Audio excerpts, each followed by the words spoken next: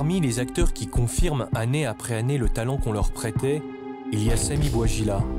De film en film, dans la discrétion et l'effort accompli, il produit cette étincelle magnifique et vitale qui nous permet à nous, spectateurs, d'appréhender le monde différemment, pour apprendre à le lire dans sa richesse et sa complexité.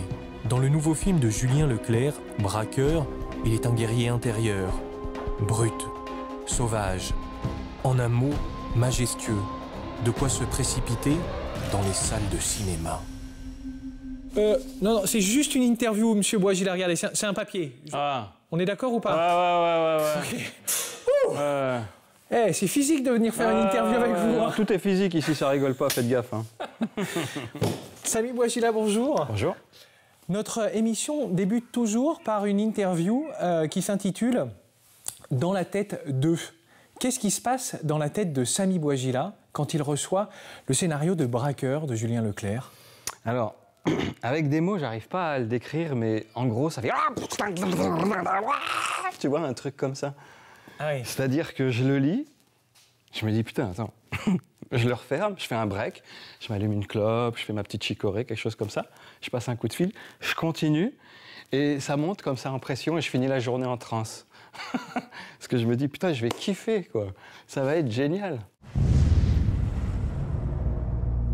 Écoute, je suis sur le terrain tous les jours. Je fais des repérages, je cogite, je prends des notes. Pour un coup que je fais, j'en imagine 30. Y a que ça qui me fait bander. Tu sais, Yannick, j'en ferai pas 30 des fourgons. On en reparle. Est-ce que la peur, ça peut être un sentiment que vous pouvez éprouver devant un tel projet? D'abord, la peur de manipuler ces armes, la peur de la crédibilité, la peur peut-être de jouer ce qu'on n'a pas vécu. Vous n'avez jamais été braqueur, il me semble. Non, alors la peur, elle n'est pas vis-à-vis... elle est là, hein, mais peut-être la peur de ne pas être à la hauteur. Mais à la hauteur de quoi? Vous savez, on a ses propres limites. Hein. Et moi, j'avoue que je suis ambitieux. Et ce genre de personnage, c'est une lame de rasoir, solitaire, animal, très félin, assez taiseux, et pétri de valeurs, je dirais, dans lesquelles je me reconnais d'ailleurs. Et ça m'a plu de suite, quoi. On va rentrer un peu dans votre cuisine. Allez. On va peut-être dévoiler des choses. Vous êtes un des acteurs français qui, comme les Américains, travaille avec un coach. Est-ce que ça a été encore le cas cette fois-ci? Bon, moi, en règle générale, je le fais toujours.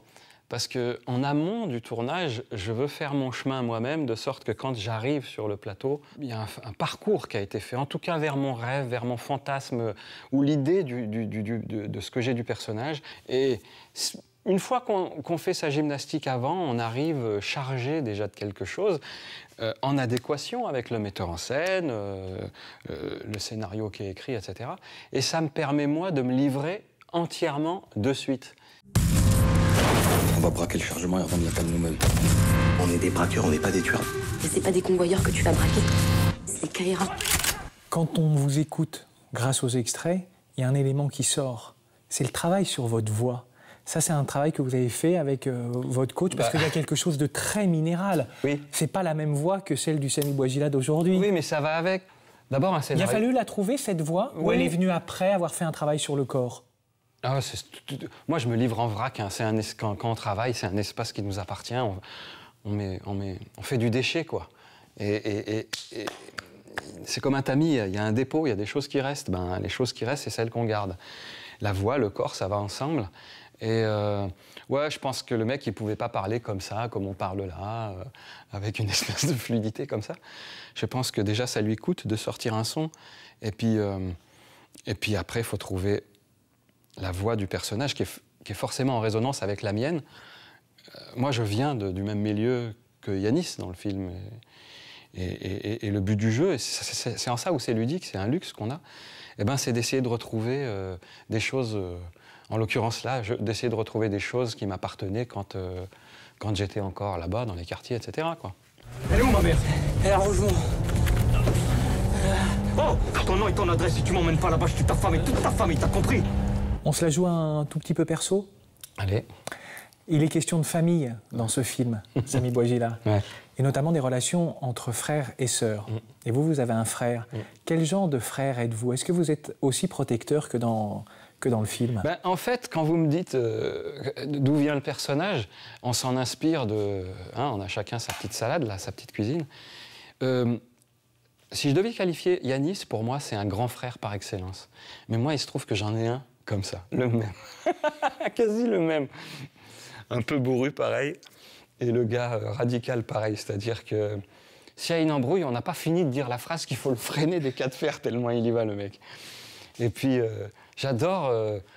ma vie, je la fais pas seule parce que je sais qu'il prend autant de plaisir que moi. Je crois même qu'il doit jouer les rôles que je fais à ma place quand il voit les films. Et ben lui, en tous les cas, c'est mon grand frère et c'est un point de repère par excellence. Et dans ces registres-là, il est toujours là, quoi. À partir de quand, d'ailleurs, Samy Bouajila, vous avez compris que les rôles que vous choisissiez disaient quelque chose de vous? Ah bah sur la longueur, ça, sincèrement, sur la longueur. D'abord, on refuse de le croire, parce qu'on se dit, ouais, on a un garde-fou, c'est pas moi, c'est pas moi, c'est pas moi. Mais au bout d'un moment, on y met tellement de soi, et puis quand on additionne les rôles, on voit qu'il y a quelque chose de commun. Ouais, c'est un espèce de portrait chinois de soi, quoi. Souvent, c'est à travers le regard du metteur en scène, que ce soit depuis Dridi avec Bye Bye, en passant par Keshish Desplechin, sans oublier, bien sûr, Indigène et le reste, mais... Mais il n'y a pas un film en particulier où vous avez dit « Ah, mais en fin de compte, ça parle de moi.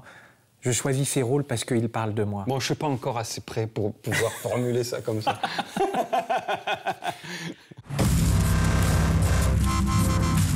Tu nous as encore entraînés dans tes sales histoires, c'est ça?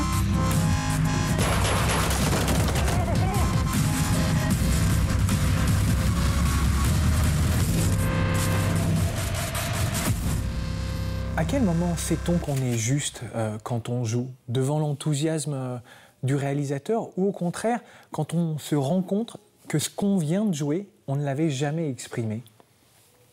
Bon, peut-être ça, mais ça, c'est un des pièges de l'acteur. Si on passe son temps à essayer de savoir si on est juste, c'est comme aller au combo. Et puis finalement, on fait sa mise en scène et sa propre direction d'acteur. C'est un sentiment, c'est un feeling, c'est comme en amour. Ah. Voilà. C'est comme quand on se sent aimé dans le regard de l'autre. Et ben, tous les jours, on ne le check pas, quoi. On ne vérifie pas et on ne dit pas tu m'aimes, voilà, on n'en peut plus, quoi. Mais c'est quelque chose qui fait que c'est une confiance mutuelle, c'est un désir mutuel, c'est quelque chose qui se construit à deux et qui fait qu'à un moment, c'est empirique et ça prend de plus en plus d'ampleur et on finit fiévreux, quoi. Fiévreux, c'est probablement l'état d'exaltation dans lequel vous serez en quittant ce film, qui témoigne autant de la maturité d'un grand réalisateur que de la flamboyance de son interprète.